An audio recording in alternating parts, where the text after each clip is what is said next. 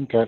So in line with that question, does 8x8 offer any additional features that can help these schools support distance learning, and how could that coincide with their existing plans or changes with their existing plans to distance learning and the different types of curriculum and learning management systems that are out there? Yeah, I would say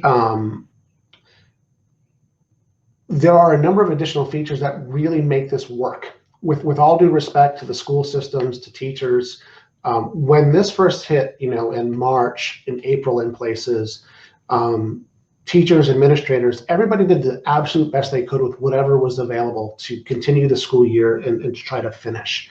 Now that we have time to really plan for how to actually continue to do this on some sort of level of approach of flexibility, looking at how to really tie these things together. You mentioned the LMS systems. All of those things really come into play. I'm a parent of a high schooler. She was a junior last year who went through this.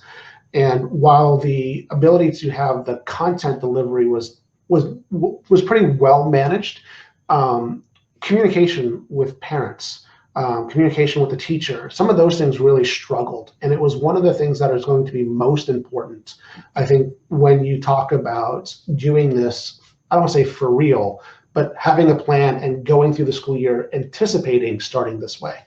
What I mean by that is you want to have a feature set that includes the ability to allow for effective communication between the parents and the teachers. I think the biggest challenge we all face in this is, how do I better communicate with the teacher? How do I better communicate and ask questions now that my daughter's at home working on this project? It can't just be email. It has to be more than just email. And so what our platform certainly does, right, is we're a business communications platform. One of the elements is obviously the meeting space for collaboration. But we offer a business phone number. That business phone number offers SMS capabilities. So now plug that in. I offer these features where I can provide content in the meeting space, but if I want to, in between time, offer a way for the students or parents to communicate with me, I'm providing them a business phone number. I'm providing them an SMS number that's a business number. And I'm providing them access to me in a way that is still preferential to my privacy. I don't have to give away my home number. I don't have to give away my personal cell phone number for SMS messages. All of that can be done under one business number. And quite frankly, all of that information. So anytime I'm talking back and forth, I can capture that and share that. An administrator has access to that dialogue to make sure things are appropriate, or that in fact follow-up is occurring, or whatever that necessary information needs to be. So our ability to provide other communication elements that are just as important as just then the content delivery is really a big part of what we think is the value of what we do.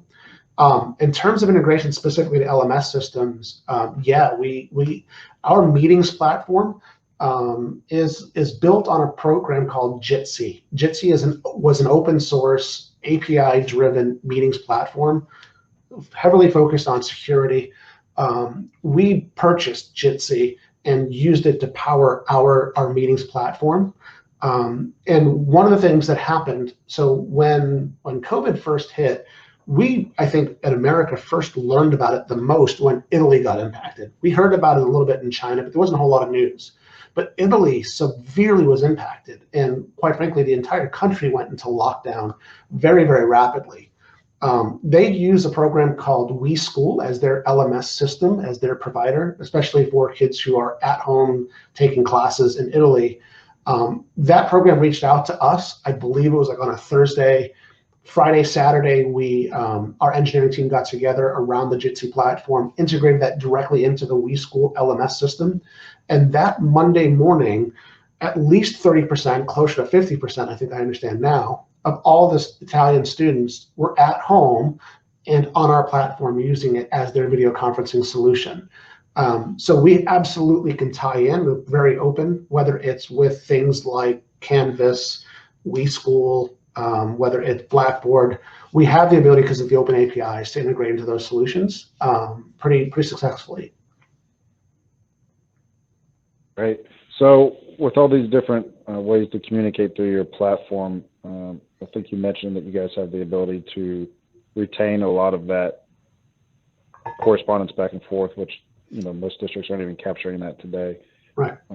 Do they also have the ability to record these sessions, and then for students that may, be absent that day and not catch the curriculum, would they be able to view that at a later date? Yeah, for sure.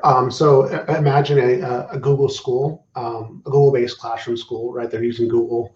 Teacher does a lesson, they record it in our platform, kind of like we're doing for this here. And then they can drop that into their Google Drive for kids who missed or are unavailable.